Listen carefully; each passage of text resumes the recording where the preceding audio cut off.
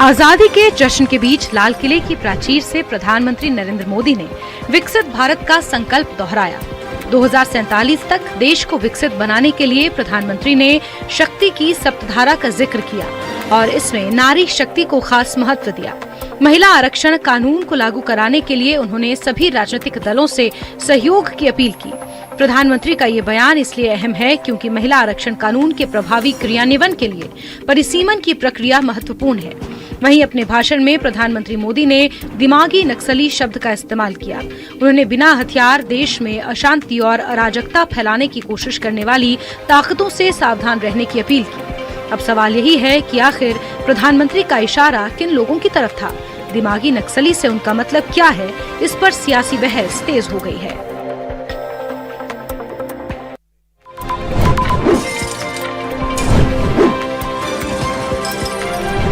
दिल्ली के छत्रसाल स्टेडियम में 80वें स्वतंत्रता दिवस का भव्य समारोह आयोजित किया गया।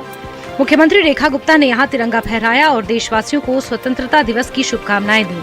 अपने संबोधन में मुख्यमंत्री ने कहा कि आज का दिन देश के उन वीरों को याद करने का दिन है जिन्होंने भारत की आजादी के लिए अपना सर्वस्व न्योछावर कर दिया। उन्होंने कहा कि उन वीरों के सपनों को साकार करना आज की पीढ़ी की जिम्मेदारी है। मुख्यमंत्री ने कहा कि उनकी सरकार का एकमात्र धर्म जनसेवा है और दिल्ली के हर नागरिक का जीवन बेहतर बनाना सरकार का लक्ष्य है।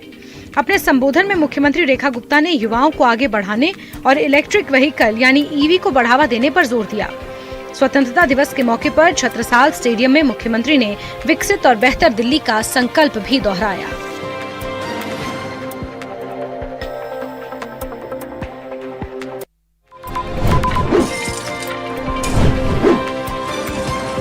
स्वतंत्रता दिवस के मौके पर श्रीनगर के बख्शी स्टेडियम में भव्य कार्यक्रम आयोजित किया गया। जम्मू कश्मीर के मुख्यमंत्री उमर अब्दुल्ला ने यहां ध्वजारोहण किया और तोपों की सलामी ली। इस दौरान हेलीकॉप्टर के जरिए स्टेडियम में पुष्प वर्षा की गई। आजादी के जश्न में बड़ी संख्या में लोग शामिल हुए और पूरे स्टेडियम में देशभक्ति का माहौल नजर आया। कार्यक्रम में नेशनल कॉन्फ्रेंस प्रमुख डॉक्टर फारूक अब्दुल्ला, पीडीपी प्रमुख महबूबा मुफ्ती, विधानसभा स्पीकर अब्दुल रहीम राथर, सांसद चौधरी रमजान, मुख्य सचिव अटल ढुल्लू और डीजीपी नलिन प्रभात समेत कई वरिष्ठ अधिकारी मौजूद रहे। हजारों लोगों की मौजूदगी ने कार्यक्रम की भव्यता को और बढ़ा दिया। बख्शी स्टेडियम में तिरंगे के साथ आजादी का ये जश्न जम्मू कश्मीर में राष्ट्रीय गौरव और उत्साह की तस्वीर पेश करता नजर आया।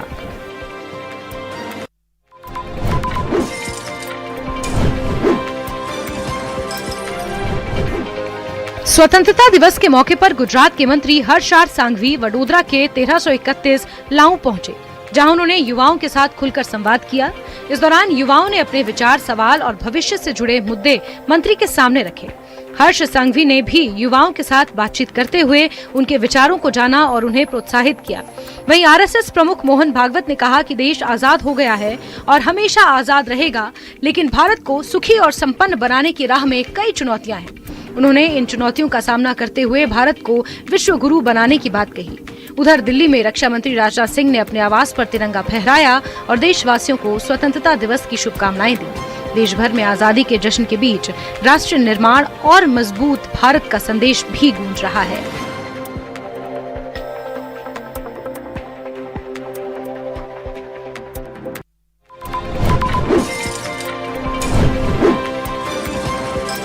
आज स्वतंत्रता दिवस पर देश भर में तिरंगे की शान देखने को मिली। पश्चिम बंगाल में सीएम शिवेंदु अधिकारी ने तिरंगा फहराकर प्रदेशवासियों को शुभकामनाएं दी। चेन्नई में सीएम विजय ने ध्वजारोहण किया। गोवा में सीएम प्रमोद सावंत ने राष्ट्रीय ध्वज फहराया। दिल्ली में केंद्रीय मंत्री जी किशन रेड्डी ने अपने आवास पर तिरंगा फहराते हुए कहा कि 80 वर्षों में देश ने विकास की राह पर तेजी से प्रगति की है। असम के सीएम हेमंता बिस्वा शर्मा ने भी तिरंगा फहराकर प्रदेशवासियों को शुभकामनाएं दी। लखनऊ में सीएम योगी आदित्यनाथ ने सरकारी आवास पर ध्वजारोहण कर वीर शहीदों और देश की एकता अखंडता को नमन किया। देहरादून में सीएम पुष्कर सिंह धामी ने आवास पर तिरंगा फहराया। बीकानेर में सीएम भजनलाल शर्मा ने राज्य स्तरीय समारोह में ध्वजारोहण किया। भोपाल में सीएम मोहन यादव और रायपुर में सीएम विष्णुदेव साय ने आजादी का जश्न मनाया।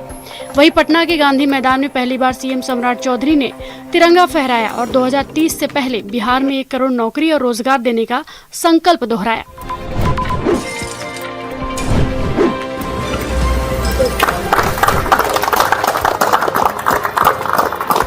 देश आजादी का जश्न मना रहा है और टीम इंडिया ने भी इस खास दिन को देशभक्ति के रंग में मनाया। 15 अगस्त के मौके पर भारतीय क्रिकेट टीम ने तिरंगा फहराकर स्वतंत्रता दिवस का जश्न मनाया। बीसीसीआई ने टीम इंडिया के इस खास पल का वीडियो भी जारी किया है। वीडियो में भारतीय खिलाड़ी पूरे गर्व और सम्मान के साथ तिरंगा फहराते नजर आ रहे हैं। खिलाड़ियों के लिए ये पल सिर्फ एक रस्म नहीं, बल्कि देश के प्रति सम्मान और गौरव का प्रतीक रहा। तिरंगे के साथ टीम इंडिया का ये अंदाज फैंस को खूब पसंद आ रहा है। देश भर में जहां आजादी के जश्न की धूम है, वहीं क्रिकेट के मैदान से दूर टीम इंडिया भी राष्ट्रीय भक्ति के रंग में रंगी नजर आई।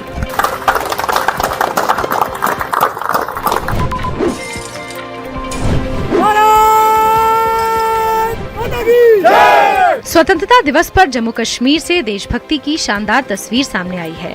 जम्मू कश्मीर पुलिस की माउंटेनियरिंग रेस्क्यू टीम ने करीब 17,000 फीट की ऊंचाई पर स्थित श्री अमरनाथ जी की ऊंची चोटियों पर तिरंगा फहराया। टीम ने प्रमुख गणेश टॉप पर भी राष्ट्रीय ध्वज फहराकर देश के प्रति अपने सम्मान और समर्पण का परिचय दिया। बेहद कठिन पहाड़ी रास्तों और खराब मौसम के बीच जवानों ने इस अभियान को पूरा किया। इतनी ऊंचाई पर लहराता तिरंगा जवानों के अदम्य साहस, हौसले और राष्ट्रीय गौरव का प्रतीक बन गया। श्री अमरनाथ जी की पवित्र पहाड़ियों के बीच तिरंगे का ये नजारा देश की एकता, जज्बे और मजबूती का संदेश देता नजर आया। स्वतंत्रता दिवस पर जम्मू कश्मीर पुलिस की माउंटेनियरिंग रेस्क्यू टीम का ये प्रयास निश्चित तौर पर प्रेरणादायक और यादगार रहा।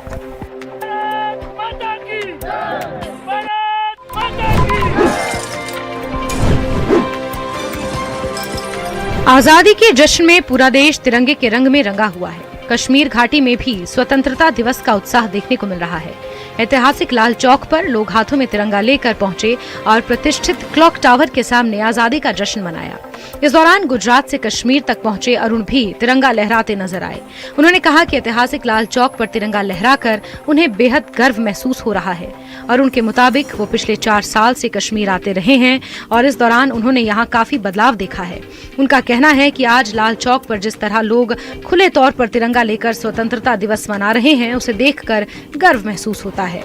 लाल चौक की ये तस्वीर कश्मीर में बदलते माहौल और देशभक्ति के उत्साह को बयां करती नजर आई।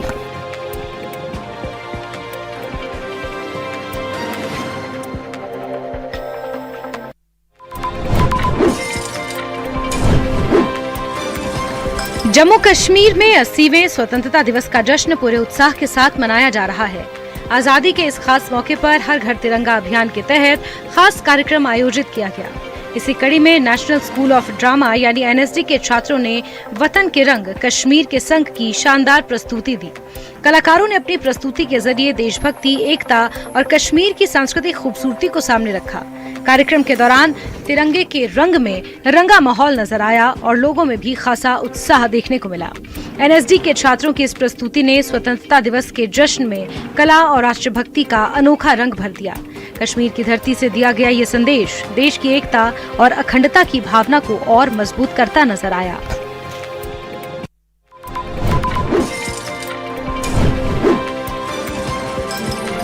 जम्मू कश्मीर के अवंतीपोरा में 80वें स्वतंत्रता दिवस का जश्न पूरे उत्साह और देशभक्ति के साथ मनाया गया। डीपीएल अवंतीपोरा में आयोजित मुख्य समारोह में अतिरिक्त उपायुक्त अवंतीपोरा मुश्ताक अहमद लोन ने राष्ट्रीय ध्वज फहराया और मार्च पास्ट की सलामी ली। समारोह में बड़ी संख्या में स्कूली बच्चे और स्थानीय लोग शामिल हुए। बच्चों की मौजूदगी और देशभक्ति से भरे माहौल ने कार्यक्रम की रौनक और बढ़ा दी।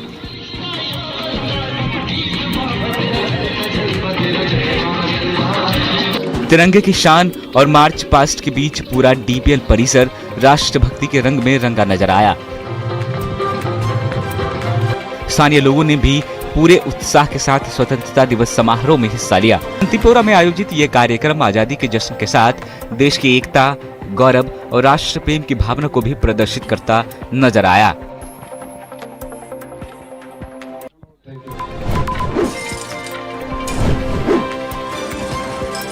स्वतंत्रता दिवस के मौके पर जयपुर में भी देशभक्ति का रंग देखने को मिल रहा है। आजादी का जश्न मनाने के लिए बड़ी संख्या में लोग सड़कों पर निकल रहे हैं। खासकर युवाओं में खासा उत्साह नजर आ रहा है। हाथों में तिरंगा, चेहरे पर देश के लिए गर्व का भाव लिए युवा आजादी के इस पर्व को पूरे जोश के साथ मना रहे हैं। युवाओं का कहना है कि भारत लगातार आगे बढ़ रहा है और कई क्षेत्रों में देश ने शानदार प्रगति की है। विकास की रफ्तार और बदलते भारत को लेकर युवाओं में उम्मीद है, उत्साह साफ नजर आ रहा है। जयपुर की सड़कों पर आजादी के जश्न के साथ युवाओं का ये जोश देश के उज्जवल भविष्य की तस्वीर पेश कर रहा है।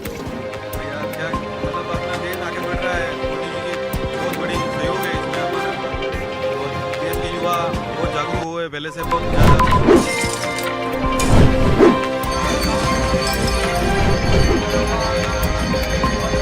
देश भर में 80वें स्वतंत्रता दिवस का जश्न पूरे उत्साह के साथ मनाया जा रहा है। इस खास मौके पर धार्मिक स्थलों पर भी भक्ति के साथ साथ राष्ट्रभक्ति का रंग देखने को मिला। उज्जैन के बाबा महाकाल मंदिर में विशेष श्रृंगार आरती की गई और बाबा महाकाल के मस्तक पर तिरंगे के रंगों से श्रृंगार किया गया। वहीं वाराणसी में बाबा विश्वनाथ की मंगला आरती तिरंगा थीम पर हुई। मंदिर परिसर में श्रद्धालुओं के बीच भी देशभक्ति का उत्साह नजर आया। भक्तों ने हर हर महादेव और भारत माता की जय के जय घोष के साथ आजादी का पर्व मनाया। महाकाल से लेकर काशी विश्वनाथ धाम तक देश के 2 प्रमुख धार्मिक स्थलों पर आस्था और राष्ट्रभक्ति का ये संगम स्वतंत्रता दिवस के जश्न को और भी खास बनाता नजर आया।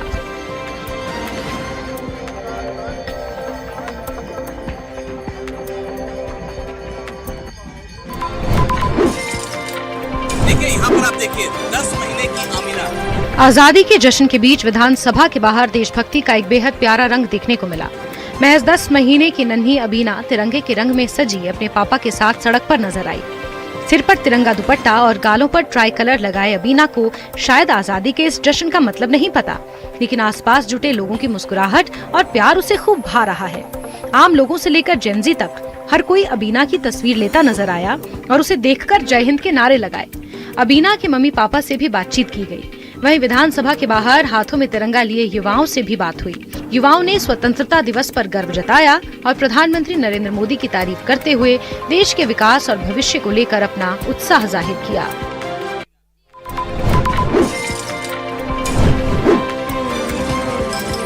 गाजियाबाद के इंदिरापुरम थाना क्षेत्र में पुलिस और बदमाशों के बीच मुठभेड़ हुई। चेकिंग के दौरान पुलिस ने बाइक सवार 2 संदिग्धों को रोकने की कोशिश की, लेकिन दोनों ने भागते हुए पुलिस टीम पर फायरिंग कर दी। जवाबी कार्रवाई में पुलिस की गोली लगने से दोनों बदमाश जख्मी हो गए। घायल बदमाशों की पहचान करण उर्फ कान्हा और शाहरुख के तौर पर हुई है।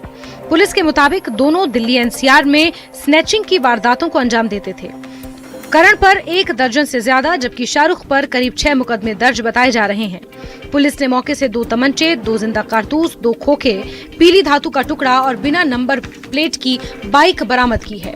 मुठभेड़ के बाद दोनों बदमाश पुलिस के सामने माफी मांगते नजर आए और दोबारा अपराध नहीं करने की बात कहते दिखे।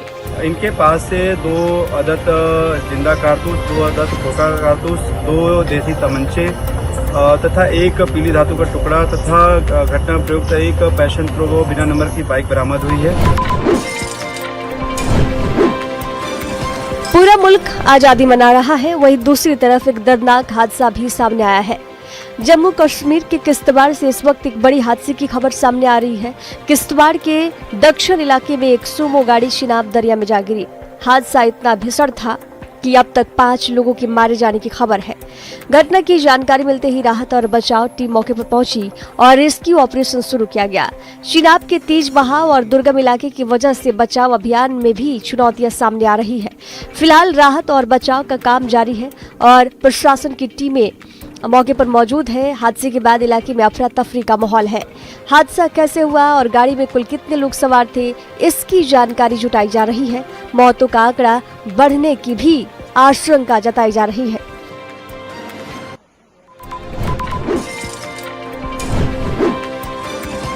उज्जैन से एक अनोखी और गंभीर तस्वीर सामने आई है। यहाँ महाकाल मंदिर के पास स्थित सरकारी स्कूल को अन्य जगह शिफ्ट किए जाने के विरोध में बड़ी संख्या में स्कूली छात्राएं सीधे कलेक्ट्रेट जा पहुंची। आपको बता दें कि महाकाल मंदिर के पास संचालित होने वाले महाराज बाड़ा स्कूल को अब शहर से करीब 5 किलोमीटर दूर दाऊद खेड़ी इलाके में शिफ्ट किया जा रहा है। स्कूल के इतनी दूर जाने से नाराज छात्राएं विरोध जताने के लिए सड़क पर उतर आईं। कलेक्ट्रेट पहुंची छात्राओं ने स्कूल प्रशासन और शिक्षा विभाग के इस फैसले पर कड़ी आपत्ति जताई। छात्राओं का कहना है कि इतनी दूर स्कूल पहुंचने में उन्हें भारी दिक्कतों का सामना करना पड़ेगा। इसके साथ ही उन्होंने दाऊद खेड़ी क्षेत्र में अपनी सुरक्षा को लेकर भी गंभीर सवाल खड़े किए हैं, क्योंकि रोजाना इतनी लंबी दूरी तय करना उनके लिए सुरक्षित और सुविधाजनक नहीं होगा। छात्राओं ने प्रशासनिक अधिकारियों को ज्ञापन सौंपकर स्कूल को पुरानी जगह पर ही संचालित रखने या उनकी सुरक्षा और सुविधा का पुख्ता इंतजाम करने की मांग की है।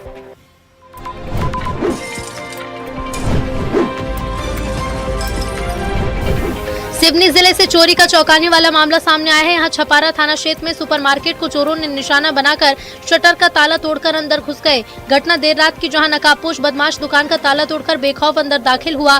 सीसीटीवी में साफ दिख रहा है कि शातिर चोर किस तरह पूरे स्टोर में इत्मीनान से घूमता है और फिर सीधे कैश काउंटर को निशाना बनाता है। बदमाश काउंटर से नकदी समेटता और मौके से रफू चक्कर हो जाता है। घटना की जानकारी मिलते ही दुकान संचालक के होश उड़ गए, जबकि उसके बाद तुरंत पुलिस को सूचना दी गई। दुकान संचालक की शिकायत पर थाना पुलिस ने मामला दर्ज किया। पुलिस मौके पर मिले सीसीटीवी के आधार पर नकाबपोश चोर की पहचान करने और उसकी तलाश में जुटी है।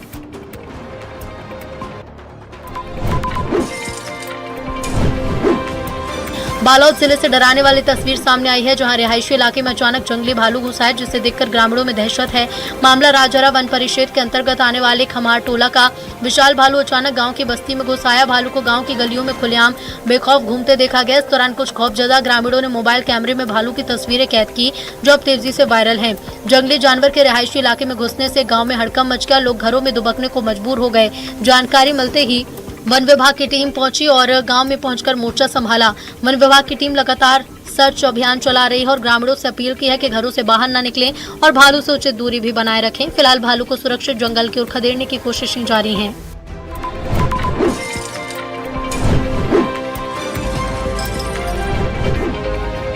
कोरबा जिले से वन्यजीव प्रेमियों को हैरान कर देने वाला एक बेहद दिलचस्प और अनोखा नजारा सामने आया है।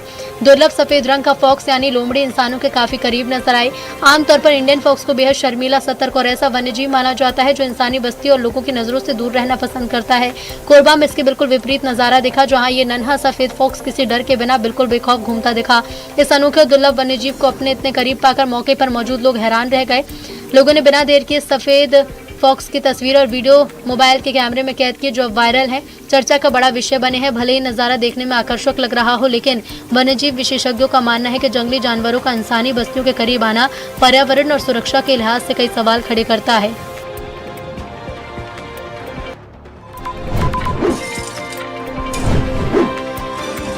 ये जो तस्वीरें आप देख रहे हैं, ये नैनीताल काला ढूंढी मार्ग पर हुए भीषण सड़क हादसे की है। खुरपाताल के पास घूमने आए पर्यटकों की थार अचानक बेकाबू हो गई और सड़क किनारे गहरी खाई में जा गिरी। हादसे के बाद मौके पर चीख पुकार मच गई। थार में सवार 5 पर्यटक घायल हो गए, जिन्हें आनन फानन में अस्पताल पहुंचाया गया। घायलों के हालात गंभीर होने के चलते उन्हें हल्द्वानी के हायर सेंटर रेफर किया गया। बताया जा रहा है कि थार में सवार सभी पर्यटक नोएडा और दिल्ली के रहने वाले हैं और नैनीताल घूमने आए थे। फिलहाल हादसे की वजह क्या रही, इसकी जांच की जा रही है। पहाड़ी रास्ते पर हुए इस हादसे ने एक बार फिर तेज रफ्तार और लापरवाही से ड्राइविंग को लेकर सवाल खड़े कर दिए हैं।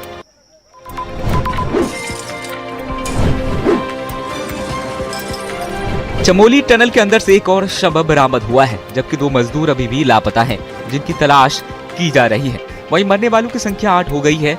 एनडीआरएफ, एसडीआरएफ की टीमें लगातार सर्च ऑपरेशन चला रही है, लेकिन टनल के अंदर भारी मात्रा में मलबा होने से दिक्कतें हो रही है। वहीं सीएम धामी ने कहा है कि इस घटना की मजिस्ट्रियल जांच भी बैठा दी गई है और हादसे की क्या वजह रही उसको भी देखा जा रहा है। राज्य में रह रहे हर व्यक्ति की जान की सुरक्षा करना सरकार की प्राथमिकता में है। आपको बता दें कि गुरुवार शाम 7 बजे टनल के अंदर मलबा आने से कई लोग फंस गए थे और अब तक 8 लोगों की मौत हो चुकी है, जबकि कई मजदूरों का रेस्क्यू किया गया है।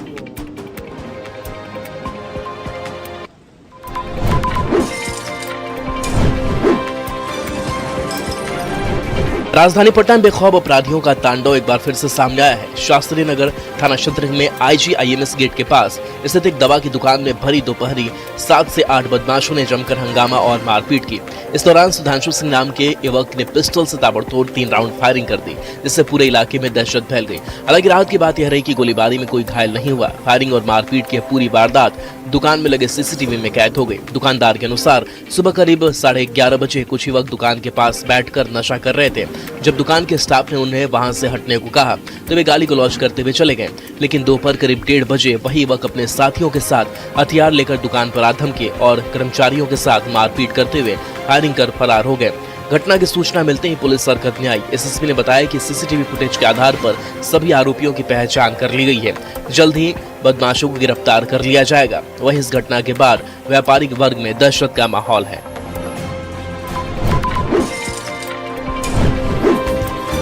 दूर तक फैली ठंडे पानी की झील, चारों तरफ घने और हरे भरे जंगलों का फैलाव, पक्षियों की मीठी चहचहाहट और कुदरत की गोद में सुकून के पल बिताने के लिए बने खूबसूरत कॉटेज। अगर आप भी प्रकृति के इन हसीन नजारों का लुत्फ उठाना चाहते हैं तो अब आपको किसी दूर या महंगे हिल स्टेशन जाने की जरूरत नहीं है, बल्कि बेतिया के बेरैया प्रखंड के वाइल्ड लाइफ सेंचुरी चले जाइए, जो कि इस समय सैलानियों की पहली पसंद बनी हुई है। करीब 850 हेक्टेयर में फैला ये जंगल प्राकृतिक खूबसूरती का अद्भुत खजाना समेटे हुए है। रोजाना औसतन 1000 से अधिक पर्यटक पहुंच रहे हैं। यहाँ आने वाले सैलानियों को सियार, लोमड़ी, जंगली सुअर, हिरन और सारस समेत सैकड़ों प्रजातियों के परिंदों को बेहतर करीब से देखने का रोमांचक अनुभव मिलता है। जंगल के बीचों बीच एक आधुनिक इंटरप्रिटेशन सेंटर बनाया गया है। इसके अलावा ठंडे पानी की झील में मोटर बोटिंग, बच्चों के लिए children park, bird view point, लजीज व्यंजनों वाले कैंटीन और जंगल भ्रमण के लिए ईवी कार्ट, मिनी सफारी की बेहतरीन सुविधा मौजूद है।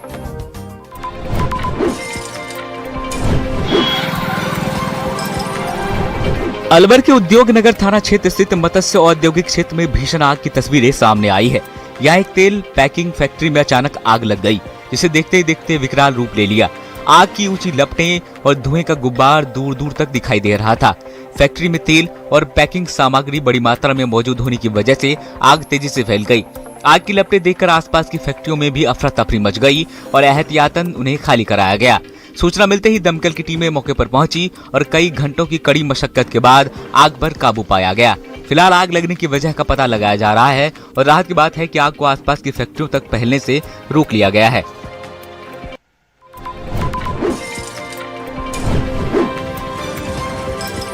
सहारनपुर में देहरादून अंबाला हाईवे पर भीषण सड़क हादसा हो गया। हादसे में आईटीबीपी अधिकारी समेत 2 लोगों की मौत हो गई। मामला सरसावा थाना क्षेत्र के झबीरन कट के पास का है।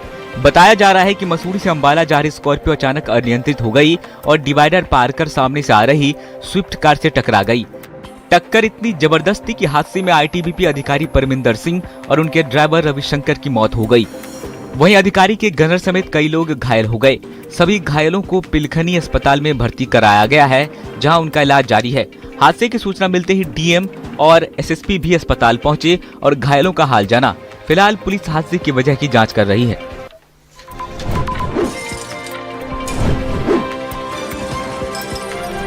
पूर्वी दिल्ली के कोंडली मोड़ पर तेज रफ्तार डीटीसी बस ने स्कूटी सवार चाचा और उनकी 8वीं कक्षा में पढ़ने वाली भतीजी कनाया को टक्कर मार दी। हादसा इतना भीषण था कि कनाया की मौके पर ही मौत हो गई, जबकि उसके चाचा को चोटें आई हैं।